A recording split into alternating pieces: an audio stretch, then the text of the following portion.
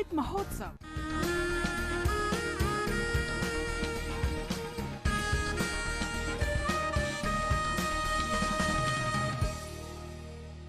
आजादी का सफर, आकाशवाणी समाचार के साथ एक राष्ट्र का उदय। भारत का गौरवशाली स्वतंत्रता संग्राम आधुनिक विश्व के अब तक के सबसे महान संघर्षों में से एक है। आकाशवाणी समाचार आपके लिए प्रतिदिन लेकर आता है इस संग्राम की एक झलक। वतन पे जो फिदा होगा, अमर वो नौजवान होगा, रहेगी जब तलक दुनिया, ये अफसाना बयां होगा।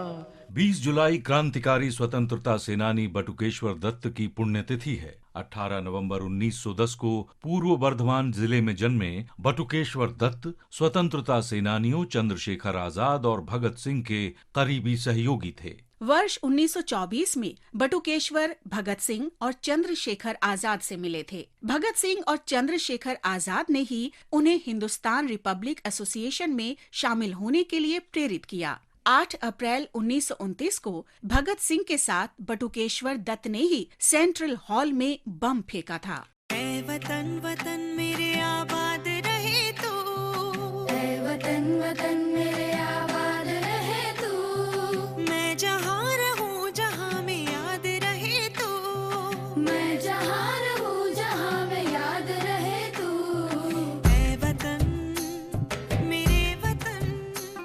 इन बहादुर कार्यकर्ताओं ने आत्मसमर्पण करने का फैसला किया ताकि अन्य लोगों को भारतीय स्वतंत्रता संग्राम में योगदान के लिए प्रेरित किया जा सके। जहां भगत सिंह को जॉन सॉन्डर्स की हत्या के लिए फांसी दे दी गई, वहीं बटुकेश्वर दत्त को आजीवन कारावास की सजा सुनाई गई और अंडमान की सेलुलर जेल भेज दिया गया। जब शहीदों की अर्थी उठे धूम से,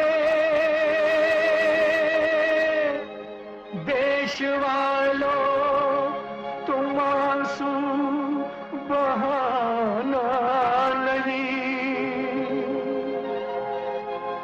पर मनाओ जब आजाद भारत का दिन, उस घड़ी तुम हमें भूल जाना नहीं।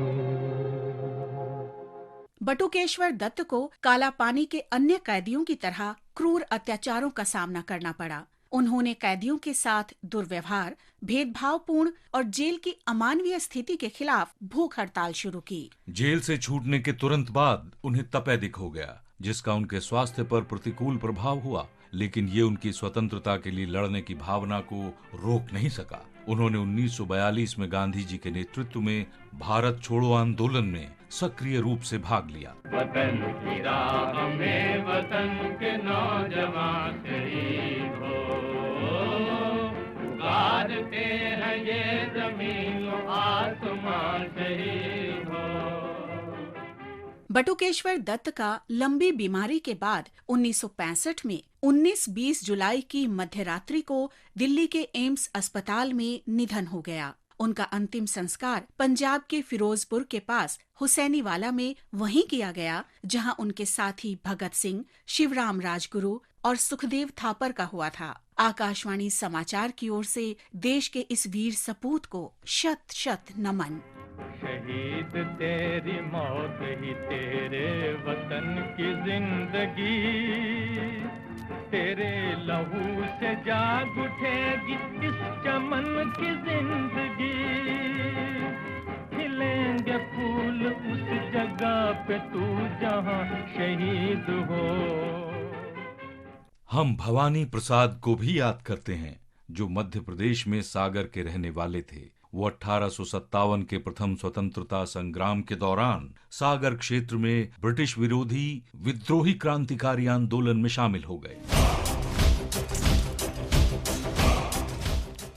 उन्होंने कई जगह ब्रिटिश ठिकानों पर हमले किए। अंततः ब्रिटिश सेना ने उन्हें पकड़ लिया और 20 जुलाई 1857 को फांसी पर चढ़ा दिया।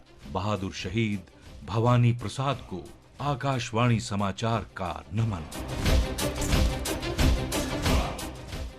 आज हम गुलाम मोहम्मद को भी याद कर रहे हैं, जो 1857 के आजादी के पहले युद्ध के दौरान विद्रोहियों में शामिल हो गए थे और बॉम्बे प्रेसिडेंसी में विभिन्न अवसरों पर अंग्रेजों से लड़े थे। एक टकराव के दौरान उन्हें ईस्ट इंडिया कंपनी के सैनिकों ने पकड़ लिया और शासन के खिलाफ विद्रोह के लिए उन पर मुकदमा चलाया गया। गुलाम मोहम्मद को 10 साल के सश्रम कारावास की सजा सुनाई गई। उन्हें मार्च 1859 में अंडमान द्वीप की सेलुलर जेल में भेज दिया गया, जहां 20 जुलाई 1859 को उनकी मृत्यु हो गई। देश के लिए जीवन का बलिदान कर देने वाले इस वीर सपूत को आकाशवाणी समाचार का नमन। इसके साथ ही आजादी का सफर आकाशवाणी समाचार की संग श्रृंखला का ये अंक समाप्त हुआ। मिलते हैं कल अगली कड़ी में।